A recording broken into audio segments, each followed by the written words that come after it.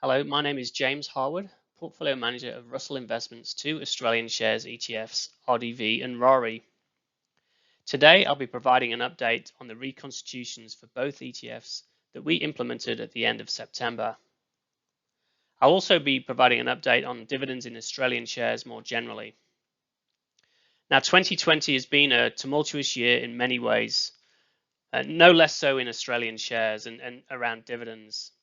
As a result, at the recent reconstitutions, we saw elevated turnover such that both RDV and RARI saw around 25% turnover of both portfolios, and that's around 10% higher than the normal 15% turnover that we would typically see at a reconstitution.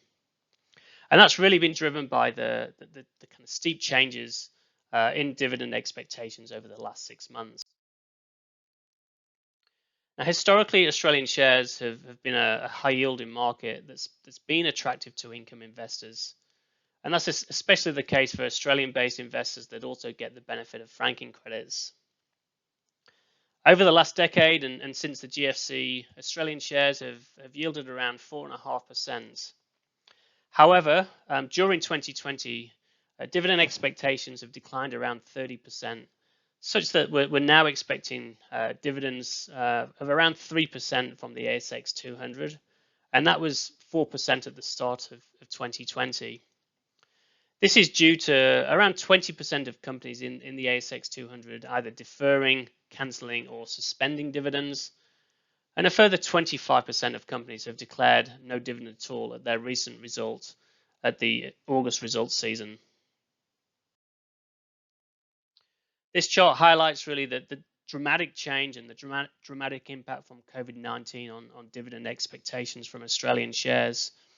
You can see how it started to bottom at around 3%, and earnings season hopefully will be the low in terms of expectations. We've started to see yield expectations pick up, and we're certainly hoping to see better dividends over the next 12 months come through from Australian shares.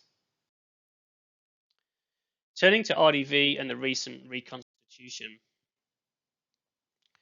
Now you can see here that the biggest sell for RDV at that reconstitution was a sell of consumer discretionary stocks. Consumer names have actually performed very well post that market low at the end of March. The sector rallied by over 40% in the 6 months to 30 September. And the last time we reconstituted the ETFs was 31 March. The biggest sell for RDV was a total sell of Harvey Norman, which has also delivered some very strong capital gains. And following cancelling a dividend in April, it started to pay dividends both in June and again in October. And we actually delayed the sale of Harvey Norman within RDV to capture that October dividend. And that will be paid out to RDV investors at the Q4 distribution early in January. On the buy side, we've been buying real estate investment trusts and utilities. REITs are a subject of a feature of this presentation later on, so I won't talk much about REITs just at the moment. But I just wanted to touch on utilities. AGL has been a significant underperformer over the last few months post earnings season in August. So it looks like an opportune time to add to AGL for RDV. Similarly, AusNet Services has been a staple for RDV in its lifetime. So RDV has actually met its 10-year anniversary back in May of 2020, and we've held AusNet Services throughout that 10-year period. It's a company that's delivered reliable dividends and also given us some defensive qualities to the ETF. And we're expecting both attributes from AGL and AusNet Services over the next 6 months. We're also sellers of COVID-related travel stocks. So Qantas, Flight Centre, and Sydney Airport were all total sells at the reconstitution. None of the three companies have paid dividends over the last 6 months. They've all been raising capital to really survive this difficult COVID environment, particularly for travel-related stocks. But encouragingly, when we added to a lot of these names back at the end of March, that was the low. There was a lot of bad news priced in, and most of those companies have delivered some really strong gains in the last 6 months. So it's been a decent story for RDV investors. And here you can see, the key changes at the sector level. The big change was really the real estate investment trust buy, which I'll be talking about a little more. And you can see both consumer discretionary selling and also financial selling. The outlook for dividends for banks and insurers has diminished during COVID-19, and this was partly driven by APRA, the regulator that made some guidance around dividend payments back in April. Some of that guidance was relaxed a little in July, and we started to see both banks and insurers starting to pay dividends again, albeit at much lower levels than we've been accustomed to over the last decade. Now, turning to RARI, which is our responsible investment ETF, which also has a yield focus. You can see here that financials were also the largest sell, or was the largest sell at the sector level for RARI. And I've highlighted two names here, QBE and Eclipse Group, that were new ads for RARI back in March. So a lot has changed over the course of this year regarding dividend expectations.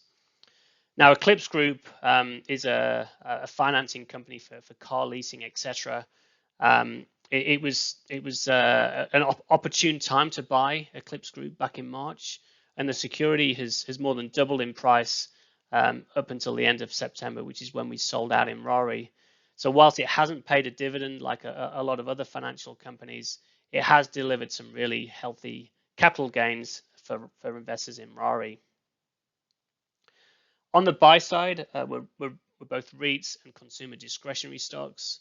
We've had a new ad of JB Hi-Fi, which is a stock that we've mentioned in ETF blogs a number of times during 2020. We also added to Wesfarmers, which is an index heavyweight and another reliable source of dividends. Now, consumer discretion was actually a net buy for RARI, unlike RDV. Both ETFs now have a similar weight to consumer discretionary stocks and are around 1% overweight versus the ASX 200. Finally, we reduced an overweight to Fortescue Metals within RARI at the reconstitution. Fortescue has paid some very healthy dividends during 2020, and that's been helped by a very strong iron ore price. It's also encouraging to see China really becoming back online. China is really ahead of other countries regarding COVID-19, and they've now started to record GDP growth in Q3, whilst most other developed nations are in recession. So certainly encouraging to see the country starting to grow, and that benefits companies like Fortescue Metals. Fortescue also scores well on ESG characteristics. It's definitely not the case that all mining stocks are bad ESG companies, and we still hold an overweight to Fortescue versus the ASX 200. And here you can see those sector changes for RARI, the buys of real estate and consumer stocks, and sells of materials and financials. Finally, I wanted to turn around to yield prospects going forward. As I've mentioned, we've been buying REITs in both RDV and RARI at the reconstitution. REITs are expected to yield over 4% over the next year, and that's around 1% higher than the broad market. Russell Investments has also turned more positive on the outlook for REITs. REITs typically trade at a premium to the broad market, but have recently moved to trading at a discount as a result of kind of COVID-19 concerns. But these are concerns that we think are really priced into REITs at the current juncture. As you can see on this chart, the number one would relate to both REITs and the ASX 200 having the same kind of valuations. REITs are now at about a 10% discount to the ASX 200 versus typically being trading at a premium. So we strongly believe that it's a good time to add to REITs in the two ETFs. This final slide shows how both ETFs are positioned from a sector perspective.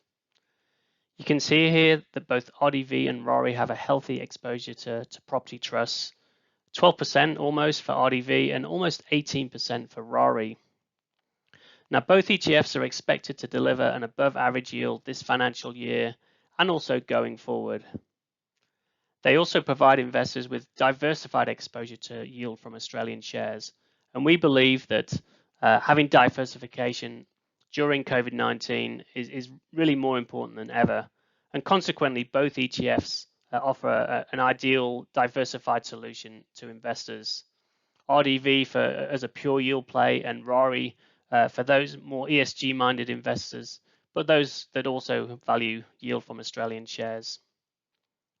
I hope you found today's update useful on RORI and RDV. Thank you for listening.